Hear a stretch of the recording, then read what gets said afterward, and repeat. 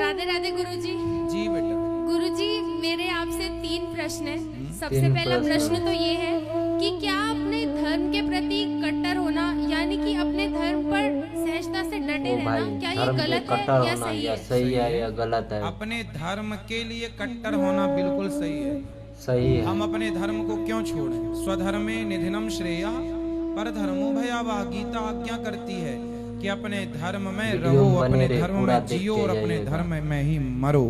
अन्य किसी धर्म का आश्रय नहीं लेना चाहिए किसी तो भाई किसी धर्म का आश्रय। और मेरा दूसरा प्रश्न ये है कि जैसे आजकल की जो युवा पीढ़ी है वो अपने धर्म के बारे में जानती ही नहीं है। अगर मतलब हम उन्हें बताने की कोशिश भी करेंगे तो कई बार ऐसा होता है कि वो हमें ही गलत ठहरा देती हैं। अभी परसों ही मेरे साथ ऐसा हुआ कि मतलब मेरे स्कूल में मैं और मेरे दोस्त हिंदू धर्म के ऊपर एक चर्चा कर रहे थे कुछ विषयों को लेकर। तो उसमें कुछ ऐसी बात हुई जिस पर बहस होने लगी।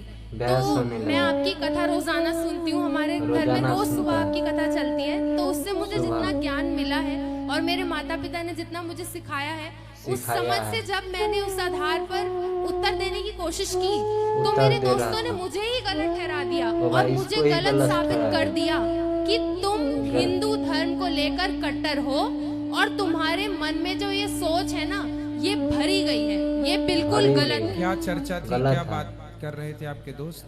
गुरुजी वो बात ऐसी थी कि एक तो साईं बाबा का प्रसंग आया था, उसमें बोल रहे थे कि जो साईं बाबा हैं वो भगवान है। मैंने बोला कि मैंने कथा में ये सुना है कि जो साईं बाबा थे वो फकीर थे और फकीर मुसलमानों में होते हैं। आपने बताया हिंदू में तो साधु संत होते हैं। तो मैंने बोला कि फकीर तो शब्द ही मुसलमान है, तो साईं बाबा भी मुसलमान ही थे क्योंकि साईं शब्द भी आपने बताया कि मुसलमान है।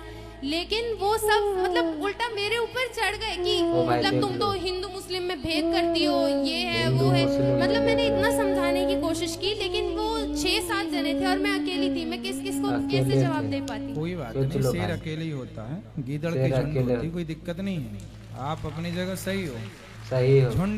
झुंड में गीदड़ होते हैं, शेर झुंड में नहीं होता। आप अपनी जगह सही हो। देखिए बात ऐसी है कि संतों के रूप में हम सबका सम्मान करें पर भगवान के रूप में नहीं। भगवान एक है, आपको ये बोलना चाहिए।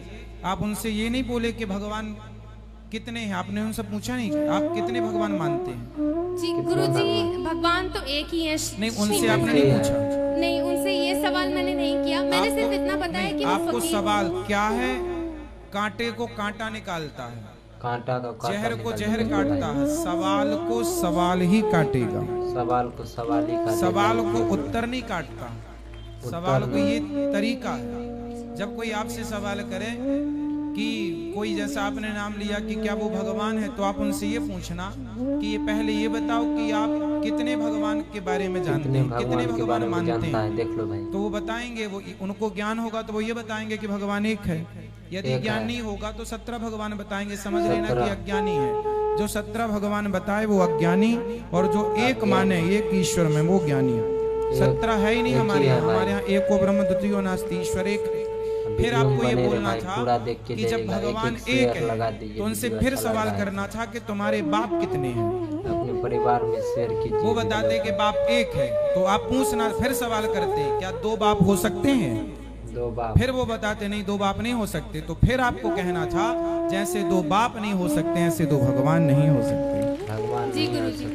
और मेरा आखिरी प्रश्न ये है कि मतलब जैसे मैंने अभी बताया कि बाहर के लोग मतलब उनकी सोच आजकल ऐसी हो गई है कि वो कहते हैं कि तुम्हारा ना ब्रेन वॉश किया जा रहा है, तुम्हारे दिमाग में इन चीजों को भरा जा रहा है। तुम्हारे अपने कोई सिद्धांत नहीं है हिंदू धर्म को लेकर, तुम्हारा अपना कोई ज्ञान नहीं है, तुम्हें सिर्फ ये सिखाई जा रही है और वो चीजें तुम्हारे माँ बाप तुम्हारे दिमाग में भर रही हैं। अब गुरुजी आप ही बताइए, ज्ञान तो बच्चों को अपने माता पिता से ही मिलता है ना, और किससे मिलेगा? उनसे बोलना कि बेटा ये पूरी धरती और दुनिया में जितने मजहब पंथ और जितने हैं वो सब सनातन संस्कृति के ज्ञान पर ही टिके हैं। यहीं से सबने ज्ञान चोरी किया है। देख लो भाई। यहाँ जो ज्ञान इतना साइंटिफिक ज्ञान है उनसे पूछना कि आपके आज डॉक्टर बताता है कि स्त्री के गर्भ में जो बच्चा है 3 माह का हो जाए तब उसका लिंग परीक्षण होता है, लड़का है कि लड़की। तुम आज ये बात जानते हो, हमारे ऋषि मुनि ने हमारा अपना ज्ञान हजारों साल पहले ये बता चुका है। भागवत जी में लिखा, समझाओ उन मूर्खों को। अब पढ़े तो जाने, नहीं पढ़े अब उनसे पूछना कि सूर्य ग्रहण पड़ता है, चंद्र ग्रहण पड़ता है जब नासा नहीं था 1950 के पहले, 1940 के पहले तो नासा भी नहीं था। तो जब नासा नहीं था तब क्या सूर्य ग्रहण नहीं पड़ता था? जब पड़ता था, जब नासा नहीं जानता था तब भी भारत के लोग जानते थे कि पंचांग में लिखा रहता था। हमारे देश में शतक पंचांग होता है, शताब्दी पंचांग, 100 साल पुराना पंचांग भी मिल जाएगा। वो पंचांग भी आज अवेलेबल है जो जब नासा नहीं था। आप गूगल में डालना कि 2050 में किस तारीख को सूर्य ग्रहण पड़ने वाला है, गूगल अभी ना बता पाएगा इतने आगे का। लेकिन आप पंचांग उठाकर देखिए, हमारे सनातन धर्म का आज की डेट से 100 वर्ष आगे का पंचांग है। आज से 100 साल 2099 में किस तारीख को कितने बज के सूर्य ग्रहण पड़ेगा वो आज लिख दिया गया। ये भारत का ज्ञान है। अब इन मूर्खों को समझाए कौन, जो अभी गूगल भी नहीं जानता कि 2099 किस तारीख को सूर्य ग्रहण पड़ने वाला है। 99 कौन जानता है, लेकिन हमारा शताब्दी पंचांग बताएगा और वही बताएगा जो परफेक्ट है। मतलब इतने आगे की गणित भी निकालने कोई बैठा है तो हिंदू धर्म में ये ताकत है, सनातन में ये ताकत है। ये साइंस तुम क्या पढ़ोगे और क्या पढ़ाओगे? तुमने अपनी संस्कृति को भुला दिया, अपने धर्म को पढ़ना भूल गए, अपनी संस्कृति को भूल गए। वरना आज दुनिया में हर रिसर्च आप कर रहे होते, अर्थात भारत कर रहा होता। उनसे बोलना भारत कर रहा है कि विमान का आविष्कार किसने किया? दुनिया के किसी धर्म की पुस्तकों में विमान का जिक्र नहीं है, पर हिंदुओं के वेद पुराणों में पुष्पक विमान का जिक्र है। मतलब हम विमानों की टेक्नोलॉजी को जानते थे इसलिए पुराणों में जिक्र है, वरना दूसरे मजहब पंथ के धर्मों के लोगों ने क्यों जिक्र नहीं किया? दूसरा उनसे बताना कि 1885 में दलपदे जी ने विमान बनाया था। उसके पहले सतयुग में करदम जी ने विमान बनाया था, नाम था कामक विमान। और राइट ब्रदर्स ने 1903 में विमान बना के उड़ाया। समझाओ कि राइट ब्रदर्स तो आज के हैं, हम तो पहले से। पुष्पक विमान और दलपदे जी का नाम याद करो कि दलपदे जी ने 1885 में विमान बनाया था। उसी ड्राइंग को ये लोग कॉपी किए थे। अब जानते नहीं ना भारत के इतिहास। ये तो सिकंदर को महान बताने वाले लोग हैं, जो जीता बस। ये तो भूल गए कि हमारी अपनी संस्कृति क्या है। ये झांसी की रानी को नहीं पढ़ते, स्वामी विवेकानंद जी को नहीं पढ़ते, आद्य शंकराचार्य जी को नहीं पढ़ते, वरना ये बहुत आगे जाते, बहुत आगे जाते। गुरुजी एक आखिरी चीज, मुझे सबसे बड़ा झटका तो ये बात सुन के लगा, मतलब वहाँ पे कोई था जिसने बोला कि श्री रामचंद्र भगवान जो थे उन्होंने जो 14 साल का वनवास काटा था, उसमें जब वो चित्रकूट गए थे, चित्रकूट पूरा पहाड़ी इलाका है, वहाँ ना कोई फल ना फूल ना सब्जी कुछ नहीं है। तो जो श्री रामचंद्र जी थे उन्होंने शिकार किया और उन्होंने उसे खाया। अब मैंने कहा इन्होंने मर्यादा पुरुषोत्तम श्री राम के बारे में ऐसी बात कह दी। मूर्ख हैं एक नंबर की, गुदना मिले तो गोद दोन के माथे पे मूर्ख नंबर 1। ओ भाई रामचरितमानस पढ़ो, चित्रकूट के बारे में वहां लिखा है कि जब राम जी चित्रकूट गए तो वहां के कोल भील आए, लिखा है ये, हम अपने से नहीं बोल रहे हैं।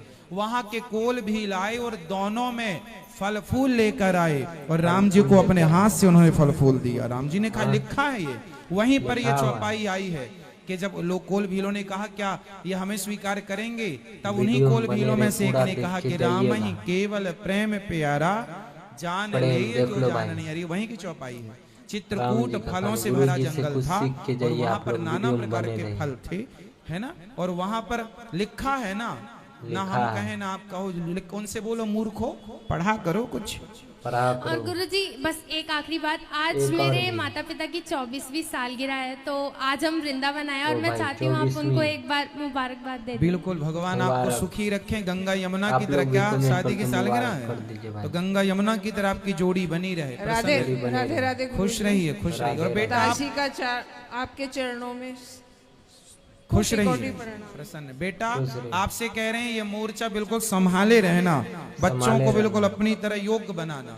गुरुजी उनका ज्ञान का बिल्कुल पतन करना, उनकी गुरुजी अज्ञान जब का। ये वीडियो में स्कूल बने जाती रहे। है तो हम सुबह ही आपकी कथा लगाते हैं, काम करते करते ओ आपकी भाई, कथा कथा सुनते रहते लगा। हैं। हर माँ बाप को बच्चों को कथा सुनाना चाहिए। कथा सुनेंगे तो आप जवाब देने के लायक बनेंगे, वरना जवाब सुनते देख लो सुनते भाई। चली गई उम्र तुम्हारी। गुरुजी चली गई, इसने वीडियो काफी में बने सवालों का जवाब दिया अपने स्कूल में, मुझे बड़ी खुशी हुई कि आपकी कथा हम इतने इसको सुना के इसलिए हम कथा में भी सवाल जवाब करते हैं।